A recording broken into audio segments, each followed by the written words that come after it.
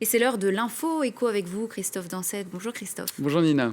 On va commencer par cette actualité cette information qui nous est parvenue dans la matinée, l'arrêt du trafic maritime sur le canal de Suez en Égypte. En cause, un navire très grand, de plus de 400 mètres de long, soit aussi grand ou presque que l'Empire State Building à New York. Navire immobilisé sur cette carte d'un site spécialisé.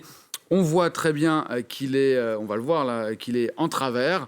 On ignore pour le moment ce qui a causé l'incident. Le voici, ce navire, le Evergreen, qui a heurté la côte de ce canal de Suez. Une opération est en cours pour remorquer le porte-conteneur échoué. Selon l'agence France-Presse, les autorités, en attendant, ont rouvert un tronçon historique dans les deux sens du canal de Suez pour éviter un très sérieux embouteillage. Oui, parce que le canal de Suez est l'une des routes commerciales les plus fréquentées au monde. L'année dernière, ce sont plus de 19 000 navires qui ont emprunté cette route. Tous les jours, ce sont plus de 50 navires au moins de ces grands porte-conteneurs qui naviguent dessus. Une route essentielle, notamment pour le pétrole et en particulier pour le groupe Total ici en France. Et comment réagit le groupe justement ? Eh bien, pas très bien forcément. L'action ce matin perd plus de 1% à l'ouverture. De manière plus générale, les bourses européennes ouvrent dans le rouge avec un certain regain d'inquiétude. Là, c'est plus général au niveau de la pandémie de Covid-19.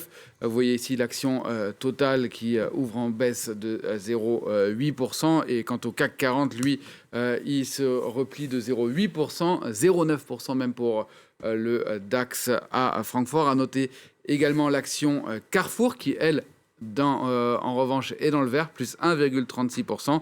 Les investisseurs réagissent très bien à l'annonce du rachat par Carrefour d'une ex-filiale de Walmart au Brésil pour 1 milliard d'euros. Un mot de Bitcoin aussi, Christophe ? Oui, le Bitcoin qui a pris 1 500 $ en quelques minutes après un nouveau tweet de Monsieur Bitcoin, qu'on peut désormais, Elon Musk, qui annonce que désormais il est possible de payer les Tesla avec des Bitcoins. Alors, à propos de crypto-monnaie, on va se quitter avec une vente aux enchères d'un nouveau genre qui a lieu actuellement à Hong Kong, une vente aux enchères de NFT, ces non-fundable tokens, dont l'authenticité est garantie par des technologies similaires aux crypto-monnaies, justement. Et cette fois, ce sont les œuvres d'un nouveau genre, je le disais, qui sont vendues, puisqu'elles sont réalisées par un robot, et vous allez le voir, la qualité de ces œuvres, elle est pas si mal que ça. Les explications d'Alexandra Carini. Imaginez l'œuvre d'un robot vendu aux enchères.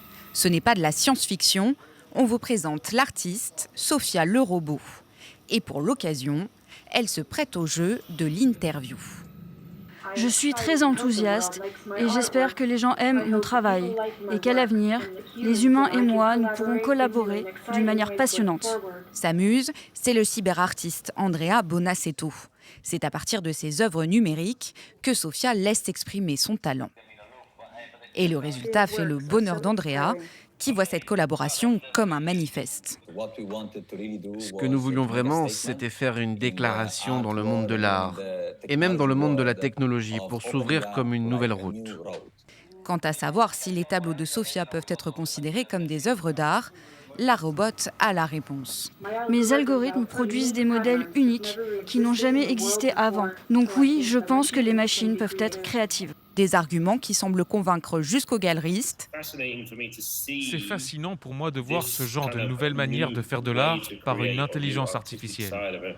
Donc je vais travailler avec elle et développer sa carrière comme avec n'importe quel autre artiste. Voici peut-être donc le commencement d'une nouvelle génération d'artistes androïdes.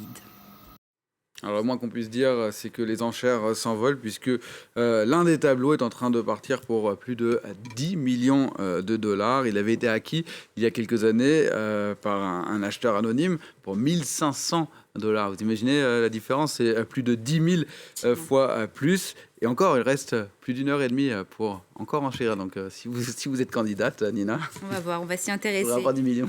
Christophe Dansette pour l'info éco. Merci beaucoup, Christophe.